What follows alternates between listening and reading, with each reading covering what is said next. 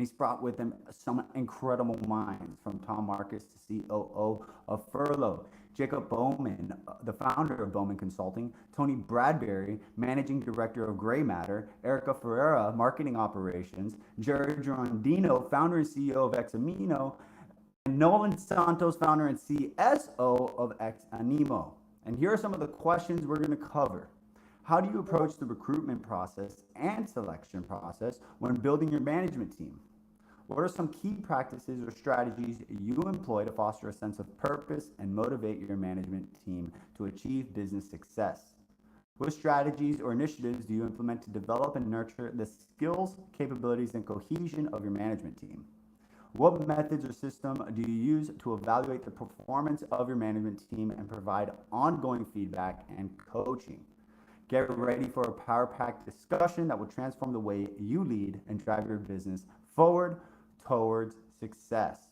And as always, this event is sponsored by Phygital.wtf, and all replays are available at furloughtv.com. This session is originally streamed to a live audience every Wednesday at 2 o'clock Eastern Standard Time. And as always, don't forget to join our community of entrepreneurs and marketers, where we collaborate and have a ton of events just like this in Discord, where the link is discord.gg/furlough. And with that being said, the Managers Roundtable starts now.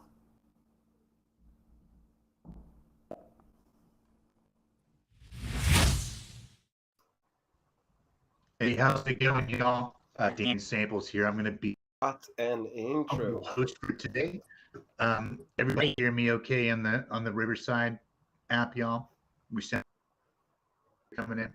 Good deal. Well, I don't want to spend too much time myself, but I am the founder of Nerdit.com, Amazon PPC. Some really smart folks in the room today, so I want to get right into it. And let's talk about our topic today. So that's leading with purpose, essential practices for business success at the main. Really great topics here. So we're going to be interacting, across different platforms like LinkedIn and YouTube. We're going live. Thank you to all the folks that come out of their day-to-day to come in and chat with us. This is really opportunity. All right. So we have topics that you mentioned right off the bat. We also tend to let this be like a working session, and we encourage folks to ask, and we can ask, and we can discuss them here. So let's first talk about building and developing a high-performing management team. Question one, and this is for how do you approach the recruitment and selection process when a team?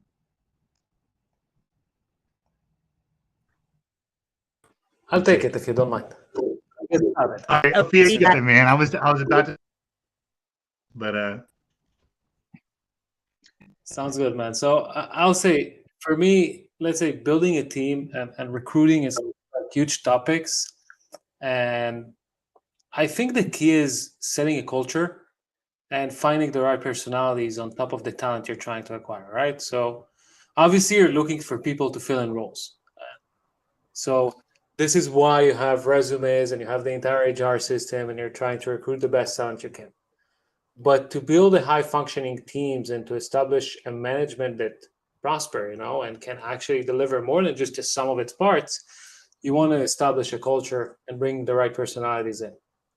So to me, it's always about, one, obviously the mindset of the candidate, what he's looking for, what he's looking to accomplish, if he's a team player or not, if he can learn, if he's coachable, and if he buys into the company's interest. That's like, for me, this is the ground floor. If you don't have them, no matter your talent level, I don't have what to do with you, because we need somebody to play ball and be a team player. Anyone else outside of that kind of formula is normally just going to be a liability, either in the short term or in the long term. The second thing for me is I like seeing people that have something to prove. You know, if you have a candidate that comes over and he doesn't have anything to prove, I have a problem to motivate him, right? So that kind of chip on your shoulder is massive when you get new talent. And I think third is just the interpersonal connection.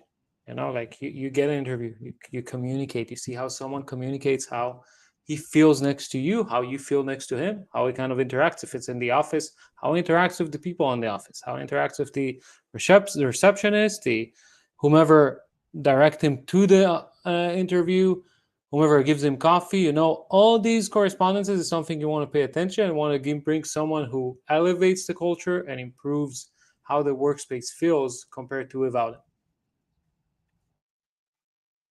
Awesome, awesome. Yeah, you can see Yeah. that type of thing, chip on your shoulder. Like you're watching Major League Baseball and you got guys that move around the bases. Minor league and college baseball, they've got something to prove, and they're gonna want to have that hustle mentality. And I think that's. Any other thoughts on this one? Yeah, I really have to agree on Ophir about someone being coachable, because I've seen many people come in and start off the bat with very poor decision making, very poor efforts, and they're just not the complete bundle, right?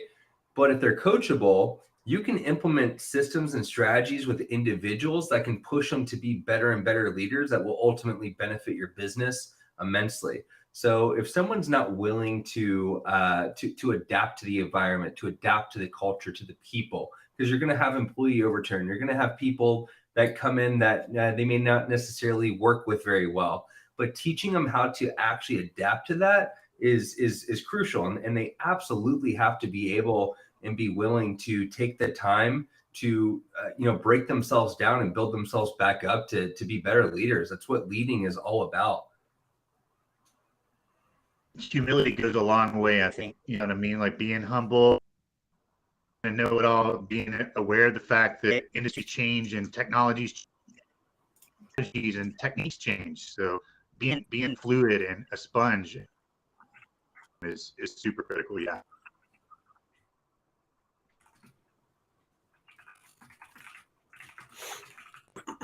All right, so we're gonna keep it moving. Let's talk about effective communication. So the question is, what communication methods, tools do you find the most effective in fostering open and transparent communication within your management team and across? So communication method and tool stack. Here, Erica, y'all just jump right in. Interrupt me mid-sentence. I'm just. So I will give my, I will jump in here. Just regarding your previous question, I would say that building the team, this is the part that's just a general thing. I think this is the most crucial part, at least at the start.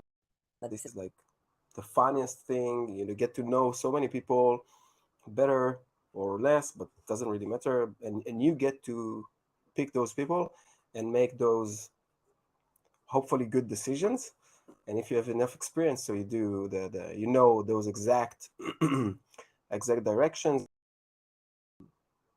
eventually picking the right people. Regarding communication, so I think the main tip here is communicate as much as possible. Don't overwhelm, obviously, but build first that culture of communication. It doesn't really matter the channel. I think it should be like a cross company or whatever type of a channel that is agreed upon everybody, and everybody is familiar how to operate it, how to use it, all the functionalities and everything. It's not like someone is shocked. But these days, so many which are great, from Discord, which we're using, which is super familiar, and other variations. I would pick normally Slack. I think it works very, very good, and especially with big teams. But just communicate, build those cycles I'm a big fan of weekly meetings with the team, and if it's like the first in the first link in the channel, like a junior person, or is it the CEO, or I don't know, the management, the executive team, build the weekly meetings and build some kind of a very clear agenda and how you want to communicate everything. And once it gets into that routine, the effect and how it works, and that's how I operate, and that's how we were going to operate here eventually. I want to add It's kind of a like point a about this, dance, and sorry isn't to it? jump in. Go ahead. For me, yes, hiring is a crucial thing, but communication is a personal thing. And we're going back to Slack and going back, like, to me, the Slack is not matters. If it's WhatsApp or a note or whatever. Yeah. Like, I've seen offices where they were screaming to each other over the other side of the office. I think it's about connecting with people for real. Like, if your employees doesn't buy into the company's interest, why do I pay you for? Very simple, like, if you don't buy in, and so the communication needs to be authentic and down to earth to the level that they care, that they connect. And I've been part of companies where the employees cared about the company, trust me, more than me. I've seen it. And it happens because you really connect them on a face-to-face communication. You show them the entire picture, because people don't want to be like sidekicked into a silo and do their own stuff. But that's my 2 cents. I agree with Ophir, and I really want to make the point that, listen, as a leader, and I'm sure everyone here can relate, there's always going to be conflict, there's always going to be issues, there's going to be frustration, there's going to be miscommunication, there's going to be all that stuff. I have always led with, let's either hop on a call or a phone call, a video call, something. I never, ever try to resolve something through text. Hardly ever is that ever comfortable for your leaders or your employees or anyone to feel like they're being heard and understood, right? It's like closing a sale. You can't close a sale over email. You can't close a sale over text. Sure, maybe once in every blue moon, but you have to build a relationship with these people. You have to let them know that they're understood and that you're hearing them. You got to read body language. I can't tell you how many times I've been in a Zoom call with some of my reps or some of my managers or directors, and I can physically, there's something a little bit off, and I'll pull them off to the side afterwards. I'm like, hey, do you have time for a quick call? And I speak with them, and I'm right. There's something that isn't sitting well with them. And so being able to pick up on that type of stuff is really important. And that's how you're leading by example. Yeah, Yeah, and a lot of I times you also can want to lose add that to that. context. Go ahead, Erica. My apologies. Okay. No problem. I think also with so many people working online, it's very good to have clear communication, especially if a new person starts. Because I've seen many times when we employ a new person, when we don't have clear communication with them, they feel so lost and they don't know if they should do something this way or that way. So I think if you have like the regular meetings, like Tom said too, but in a relaxed way, and the communication of the expectations. So not just in communicating of what should be done or what not, but many times people come in and they do completely the opposite because we weren't clear of the expectations. So also the communication of the expectations, I think, is very important. I would say even more to what you're saying. Like again, even differentiate those two type of meetings. One is like the professional meeting about like, okay, this is my to-do list, help me with this, and then like another meeting which it can have like daily, weekly, monthly. Yeah, it's the way you manage and the connection, but personal meeting on like just to get the connection between you, like get to be friends, and you know what? I'm going back once again to the first question, and honestly, if I would look for someone to hire first, I would to be able to say, okay, this is a person that I would be able to connect with and hopefully be friends. And Definitely. that's why I need to that person, meetings and engagement and relationships. Yeah. Agreed. And- And I have a question for Tony, because I know, Tony, you're running an agency, you're fully remote, you're having to work with all sorts of people, and you're not able to have, physical personal relationships with them. So what are some of the best practices you use to build these relationships fully remotely? Yeah, so relationships are kind of interesting, and I think how they get made have changed a lot over the last couple. If you go back 20 years ago, I made friends and say, "Wow, that's really weird." Reserved for video games and things like that, but that's how things are built now. And I think, as you guys have alluded to, communication and trying to various ways, but I think a lot of it comes down to trying to still integrate or respect to the various people within an organization. You want to talk about building trust and building relationship. Show them respect, and what I mean by that is respect of their ideas. Not my, one of the biggest things with remote work is this idea that like people want to work remote, feel micromanage. In order to allow people to work remotely and actually achieve your objective, clear and concise KPIs, right? Give them metrics they have to do this. I need it done by then. Don't care how they get from point A to point B as long as they get to point B. That's how we operate. Essentially, we set goals, we set objectives. They know what they have to do. We're here to micromanage. I think, this whole interaction here we're talking today is a lot about managers. When I tell them this, look, I'm not going to give you the answer. I'm going to ask you a bunch of questions, and I'm not here to second guess you. I'm asking you to keep thinking, and I want you to come back to me with the answer. If I'm the one source of truth that has to do things, then everything flows upward, and that's not how this thing should work. So again, that respect is, I respect the need to get made. I'm going to ask you questions. I'm going to hope that the answer to those questions, and if you don't, I expect you to go find the answer. Yeah, I trust you, and I respect you to run, do your job and run this. Man, it seems so simple, right? Respect like they want to be treated, give them things they need to do their job well. It all seems so simple, but and especially in the digital world. So we do have a couple of audience I want to make sure that we touch on. This first one here is scrolling a question. Man, this is jumping over everywhere, glitching out. Yep. So I see that we have a question here from Kareem on YouTube, which is how to learn about recruiting and building teams, and what books would you recommend? So whoever takes the lead on that one.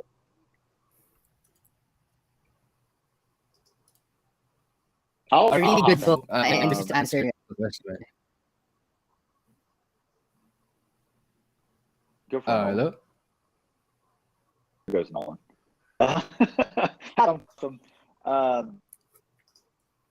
hop in. Recruiting's kind of interesting. You can learn about it and figure it out. I will tell you, like, you make some mistakes, and you're going to figure it out as you recruit and you hire. You make mistakes and you learn from those mistakes, and don't make them again. And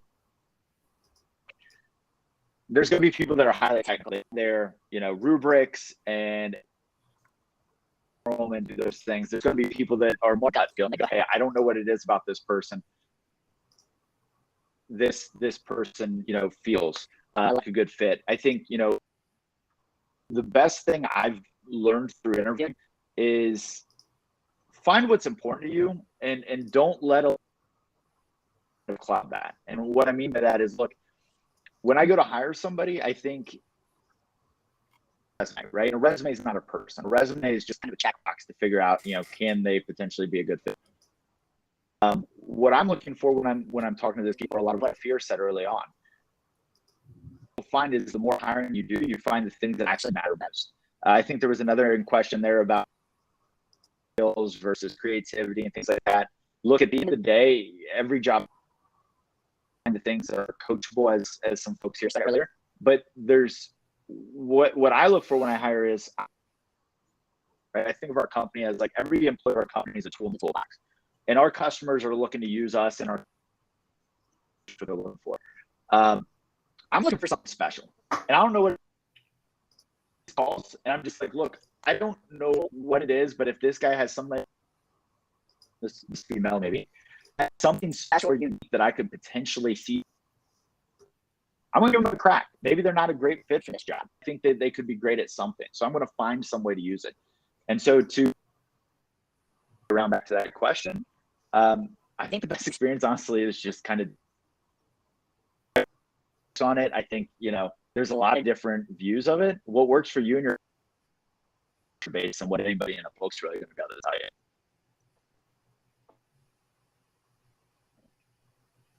Yeah, I love that. Well said. And Any other Tony, thoughts there? to your point, yeah. So Tony, to your point, I agree with you on the technical and creative aspect. I think it depends on what is their role, what are they trying to accomplish, what are their goals, because in some areas, in some aspects, you do want a really technical person in that position, right? Like, I'm not so much a technical person, and I love being able to collaborate with people who are more technical that can get in and dig and figure things out, and they can actually complement other leaders in the organization that are more creative, right? So if you can find people on both sides who complement each other and work very fluid and are able to communicate efficiently, I mean, you're talking about building an entire workforce here that's just going to be an absolute animal and is going to amplify all aspects of the business. Well said, Jake. Any other thoughts on this one, on people that are technically opposed to maybe someone that's more in tune with their creative process? To me, that's coming to have someone that's overqualified on paper, or maybe a good culture fit. If you had to pick one or the other, Culture Finding fit. that Culture answer. fit. Always. Culture fit. Yes. You can train skills. 100%. I have some comments on some of the previous stuff, and you know, it's not a round table unless there's disagreements. And like, I felt that the medium that was unified, that everyone here agreed that the medium is not relevant. Can I see like a show of hands if you guys think whatever channel you communicate on, not a big deal? Because I've seen countless issues happen. Okay, thanks. Perfect. I've called you guys out in the comments, so I'm glad we could have this discussion, which is great because I work with these guys. So hopefully this leads to great conversations. But I've had so many instances where team members that effectively, like, right, you have departments, the people in said department, they work with each other. So why are they going to go and use the team channels that they have for that said department? They're just going to handle something directly in like a private channel. And then when that happens, a week later, I go to the manager and I'm like, hey, where's XYZ? And they're like, oh, well, it was on this person. And I love this question. And this question is not to point fault, but it's simply a test. And I ask all team members any opportunity I get is, whose fault is it? Because if they point at me, it's only a matter of time till you're gone. Like, it's just how it is. It's a simple test. If they point at somebody else, not a good look. You still need to be trained. If they point to themselves, they're a keeper. Because every single one of your teammates, they should be taking accountability, even if it's not their fault. But these private conversations that are siloed don't allow accountability for your team member. And the majority of the stuff that we're doing can be solved with a little bit of accountability. And I truly believe, I'm like, no, medium matters like massively. Like, if you have a team meeting, it's very different than having a private one-on-one, because there's no paper trail. If you have Otter AI that's like transcribing it and recapping it, and there's proof that the conversation happened, sure. But stay away from phone calls. Stay away from like just conversations that aren't documented. If it's actually important or if it's task driven, make sure it's in a public channel, because then you could reference it and then you can hold them accountable. And the thing that I've learned a lot of times is most people don't do the same mistake twice. So if you tell them once, it's fine. If you have to tell them twice, I'm sorry, they're just not a good fit. Yep. Is- Increase we like arguments, medium. huh? Yeah, let's get the counter argument. Who disagrees with that? I I guess actually agree. I got We just First had of an all- instance like this. Oh, sorry, Alpha, you want to go ahead? Ophir's gonna No, disagree. please, Erica, please, I'm going to disagree later. Don't worry. Start disagreeing yourself.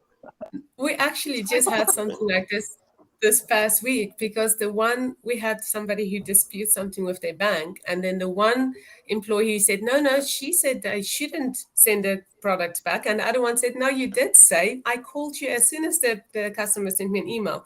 So this conversation, he said, she said, was done on the phone.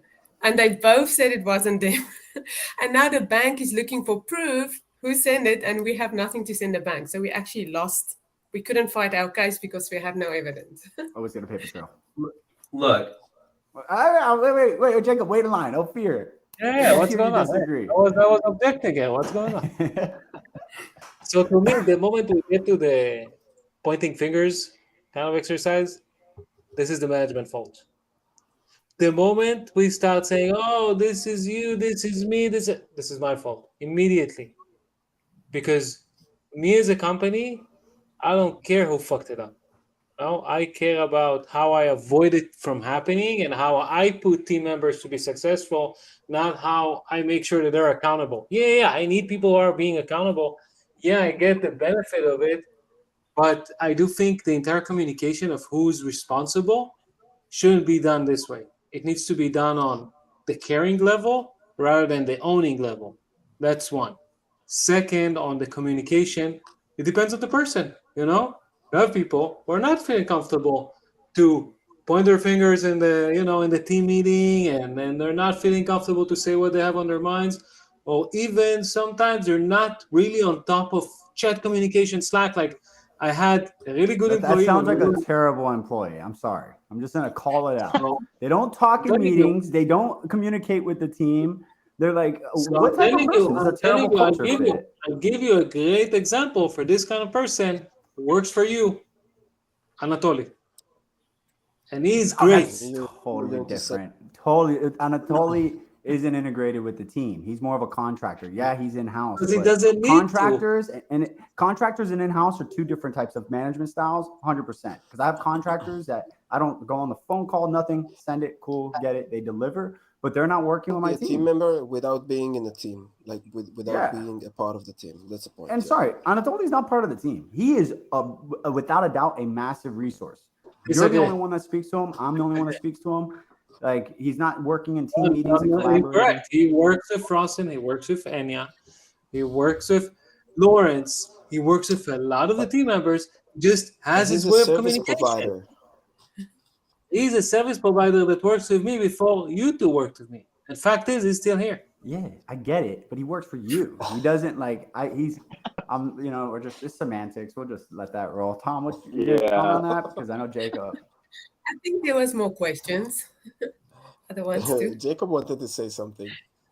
Look, I'm just saying I disagree completely, Joe. I think you made a comment about don't have phone calls with people, right? Which I can see if you're having phone calls with people and you're not documenting any part of that phone call, I get it completely. But it's very easy to have a phone call with someone and write a quick follow-up Slack message or email to send In to a them public channel. directly.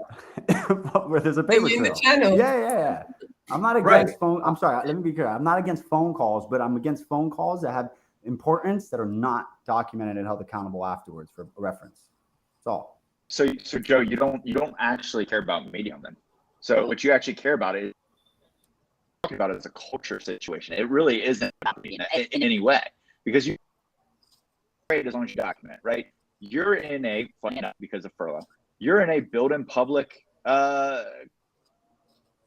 everything to be out in the open. You want everybody to know what's going on, right? That's a culture thing. It's really not about the median.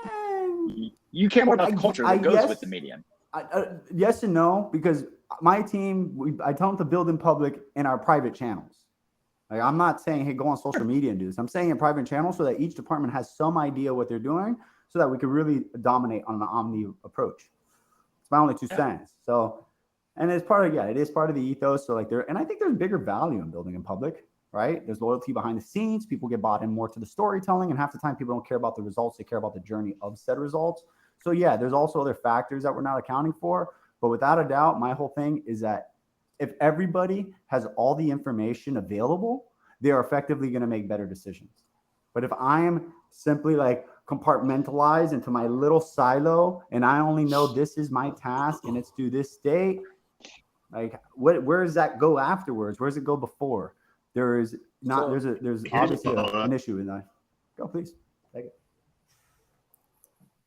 at what point does it become too much? You can become ad blind. You can have block don't register. Just the best practice how is an appropriate and documentation systems and processes. Like, is there a point No, a detriment, so if I not want to. necessarily like I think we took it. In my opinion, we took it 2 steps too far. I think, as a rule of thumb, when you're working as part of a team, as part of a business, it's a collective, goal to be up to date and to be notified and to be, collecting together, right? One hand should understand and know what the other hand is doing. The team members need to understand what's the strategy coming from the executive leadership, etc., etc., etc. There's all cases with that finger pointing, which I don't think anyone should even get to that point, or with whatever. And me personally, I don't care about the if it if it says like, okay, I'm better communicating directly over phone with Ophir. Anyone who work with Ophir know. So speaking Pero over the tranquilo, phone. just a comment. But- You're talking executives talk. Talking about management here and about team. That's all I'm saying. There's a big difference when you're talking to partners. You don't need to hold your partners No, accountable. of They course, have of the course, of same course. incentive as you do in Skinemy. So I'm saying many times I've been chatting with people in a bigger meetings and over emails and over Slack, whatever. And that's transparent. Everybody's exposed for collaboration, and that's what you should stick with. But from time to time, you have those specific things that you need to close, and you need to discuss the one-on-one thing, which is not documented. And if it's on that level, no issue with that, and that's the best way to do it. But my 2 cents. any final thoughts? I'm sure we've got a lot of great burning desires on this topic before we move on. people, process, product. Marcus All Lemonis right, said let's it best. You're, Let's keep it all right, moving, y'all. So here's a question. Decision making. What factors or considerations do you prioritize when making critical decisions that impact the long-term success?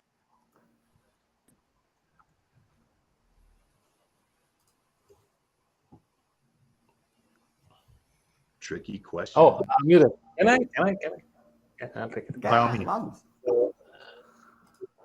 So every time strategic decision has to be driven by how much value it brings to the company and how hard it is to accomplish, right? This is the questions you want to ask yourself. And I mean, obviously you want to go to with the most impact on the company and the least effort to get it, right? This is the kind of the metric you want to approach it with. It's just a huge question that can be regarded in many shapes and many forms, but on the high level, this is how I would approach it. Listen, every time I had to make a decision when I was part of an organization, I took the decision away, and I see it a lot with some people. They make a decision for what's going to be best for them in their situation, as opposed to shifting it and what's going to be the best decision for the business itself, right? And when you can distinct what's going to be best for a few individuals as opposed to what's going to be best for the entirety of the business, I think then you're able to actually dive in and really deconstruct what some of these situations are and look at it in a long-term point of view and really influence yourself and others to care more about the core and the heart and the vision of the business, as opposed to tending to make more selfish decisions. Yeah, Yeah, I and- also think it's important to keep the ultimate Yeah, goal yeah, in go ahead. mind. Because, so the decision that you're making, how is that taking you closer to your goal of the business, or is that taking you in a different direction from your goal? So if it is in line with the goal that you have set for the business, then I think it's more easier to make. Yeah.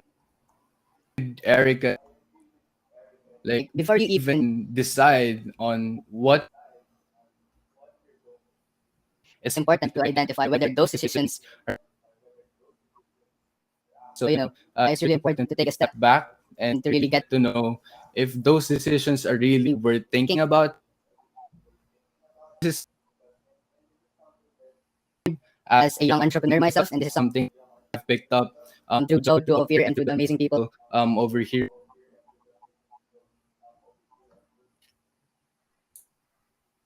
Is to always have a bias to action for the things and for the decisions that really leads to viable results that you can see yourself and your business doing.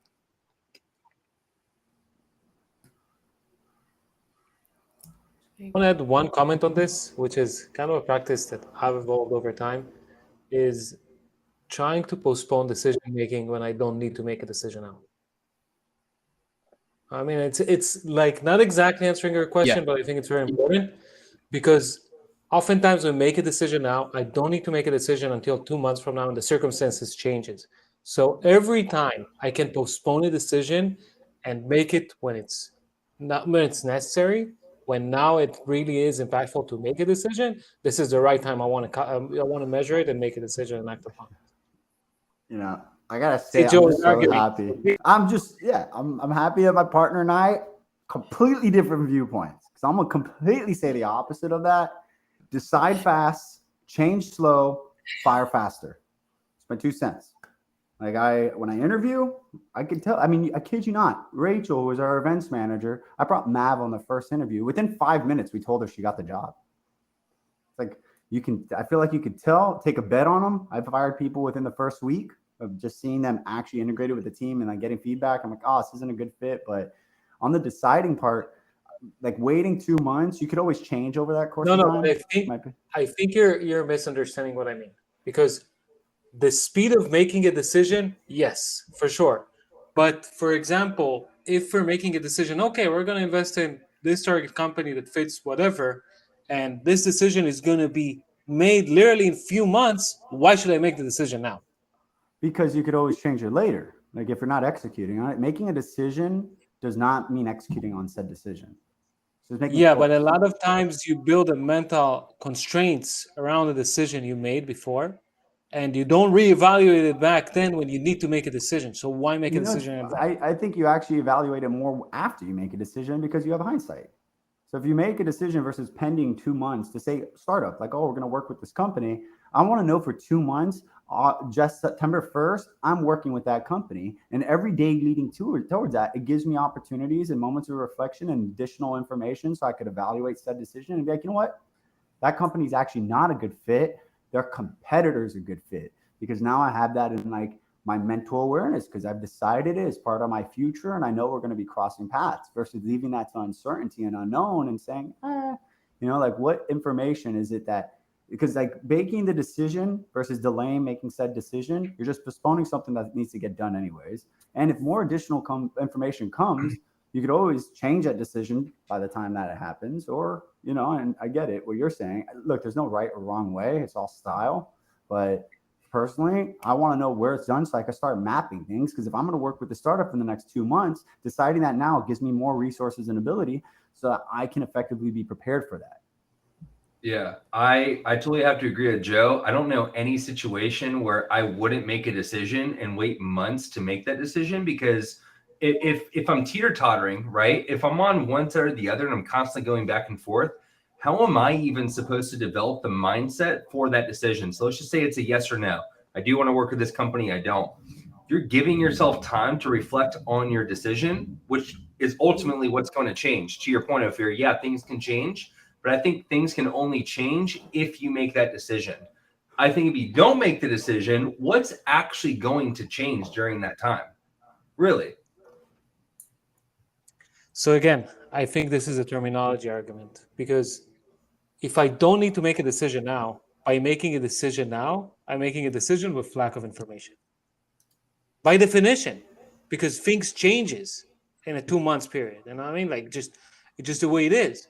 So unless I need to make a decision right now, and fact is that a lot of industries work in a way, and this is like a practice they follow, where if I don't need to make a decision or an action now, I'll postpone it for the time I need it.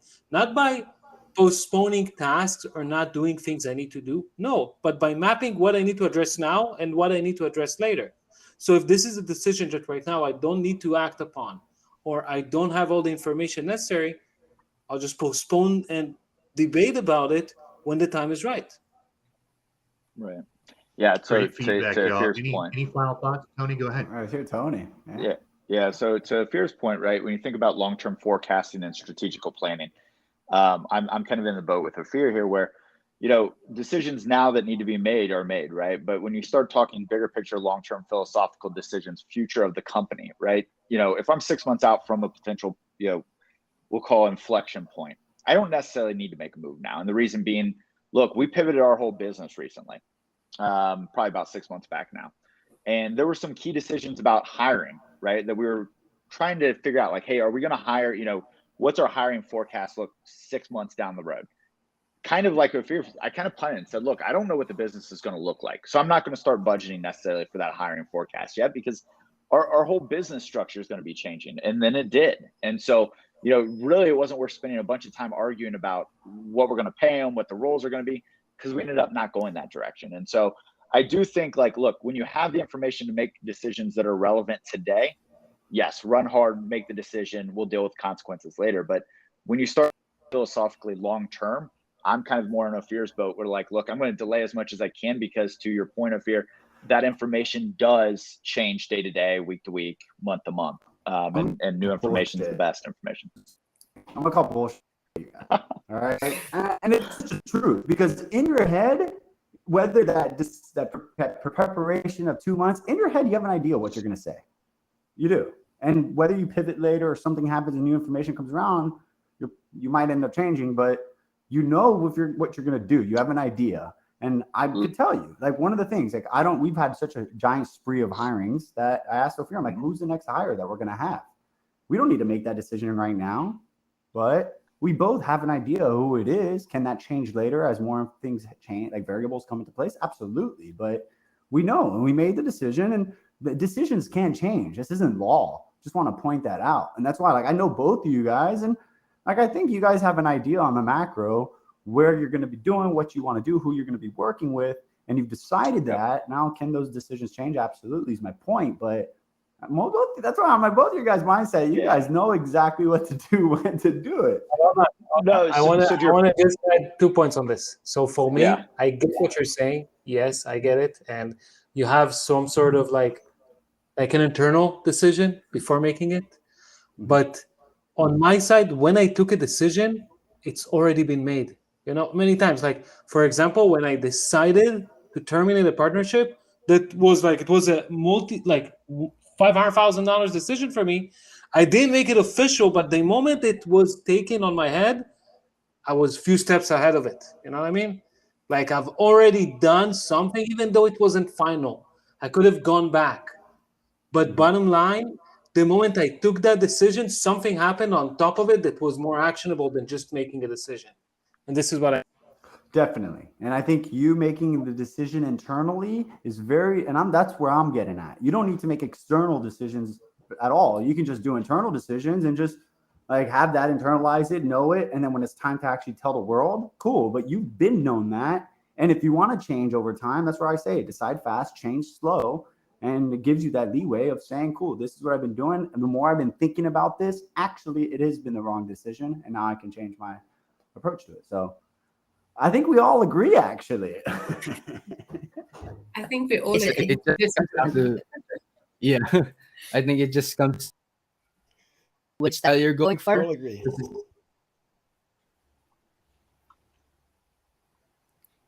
Continue. I think he's delayed. Nolan, say what you have to say. Come on. Hello? Oh, yeah. Oh, it's just the internet. But yeah, I was gonna say, I think it's just down to which style you're going for. For example, with Joe and Ophir, I agree with Joe that, he's really glad that they're not the same. Because, if you're basically the same with your partner, you just need yourself. And it's the same thing with me and my partner. Jerry wasn't able to make it, but it's the same thing. So like, he is the much more calculating one. He's kind of like the fear one, and I'm like the Joe one. So I like making decisions and just not postponing it, because if you're really just postponing it, then you're off what could be, and what could happen. And I'm on Joe's side on this. Your decision is, so if you change your mind later down the line, then just change it. Then just tell them what you really want to tell them. And hey, the more that we worked, I don't see this working out. So yeah, it's just down to.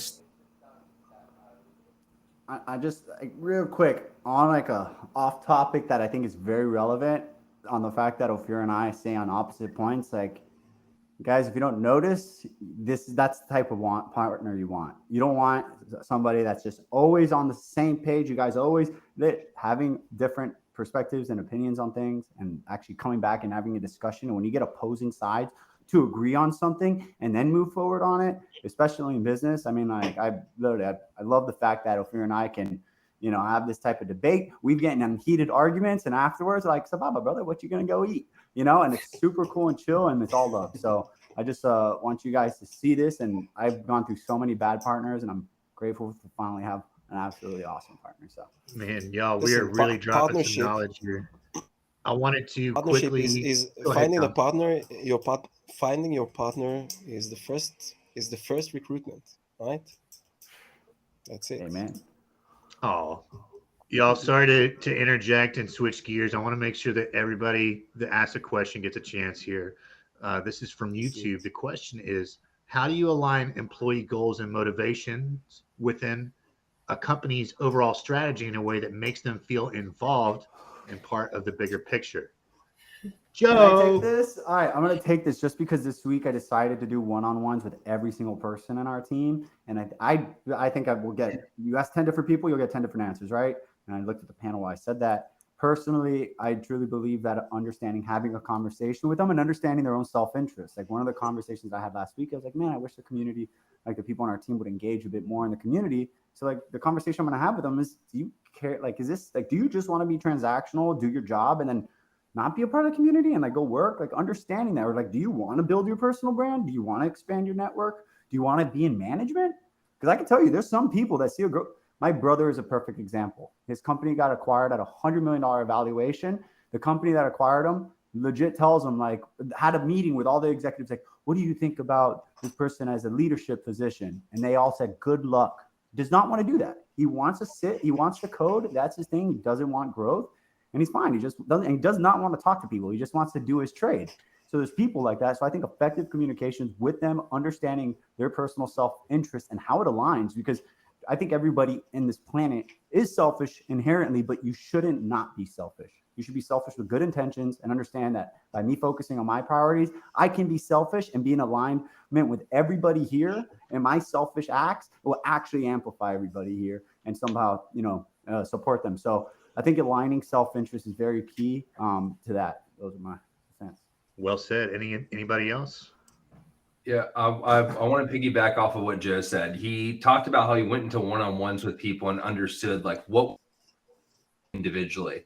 And so what I think the importance behind that is you have to incentivize people in order for them to buy into what your motion or what your message is, what your vision is, right? And if people aren't being incentivized, they're not going to hop on board. And I don't even necessarily mean money. I'm talking about, like in Joe's example, being able to allow people to explore their creativity, their goals, their message, their ambitions. If you are not empowering people to do what they want to do, it's the old saying, you can lead a horse to water, but you can't force it to drink.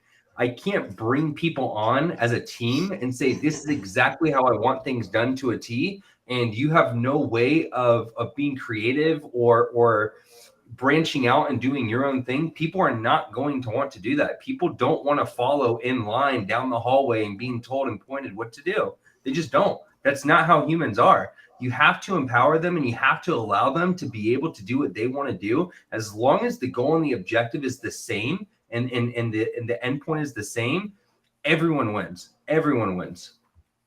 So I'll add another kind of angle to this. It is about money. But it comes back to objectives, right? And clear objectives with clear KPIs that are measurable. And those objectives should roll down from company level objectives. We're trying to grow X%. We're trying to do this. That should trickle down into some sort of manageable objective for that employee that is obtainable, but them obtaining that objective rolls up into the bigger picture success of the company. So they understand that their piece of their role and how they play their role, if they accomplish that, A, there's a monetary reward, but B, that's going to help us fulfill our bigger objectives. So I think it's very important that you lay out, hey, there is monetary reward, because one thing I talked a lot to business owners and things like that, they go, hey, why don't my employees care as much about my business as I do? I said, do your employees make the same amount of money as you do? Do they do they have the same amount of financial upward mobility? No, they don't, right? You got to incentivize them when you can, but also you got to make them feel like the role they're playing is part of the bigger picture. So if their objective is part of obtaining the company's overall objective that everybody shares, that's going to make them feel like, hey, I am playing a role in the success of this company. Man, that's some knowledge bombs right there. Tony, thank you so much for weighing in. Yeah. I want to make sure as we're getting close to the top of the hour that everyone has a chance to weigh in on this, give their 2 cents. Would love to get your perspective here, folks. On the giant overall topic, correct? It's not, or this specific one? Hold on, I want to or whatever's on your heart. You know what I'm saying? Like, if you're feeling passionate about this, and or if you got something that you wanted to hit earlier. Okay, just because this is very important to me, at least. So yes, the understanding and the figuring out like what the employee wants or what is kind of position he wants, and not everybody wants to be promoted to management, and not everybody wants to be. Yes, for sure. But after mapping those kind of personas in your team, and understanding, okay, what's your vision 5 years from now, 2 years from now, 10 years from now, whatever, we want to build them incentivized. There's more than likely going to be cash incentives, right?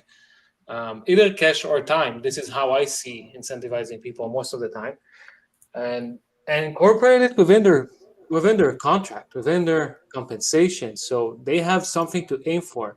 Because after the first 6 to 12 months, employees get comfortable, but not necessarily good comfortable. But they get like kind of the 9 to 5. I'll move my pen here for 8 hours and I'll come back home. And this is the kind of limbo you want to avoid, because this situation is where you lose money on your employees and not making money off your employees. And to make money off your employees, you want to make them comfortable, but make them motivated as well. So to do that, you want to incentivize them and incentivize them clearly.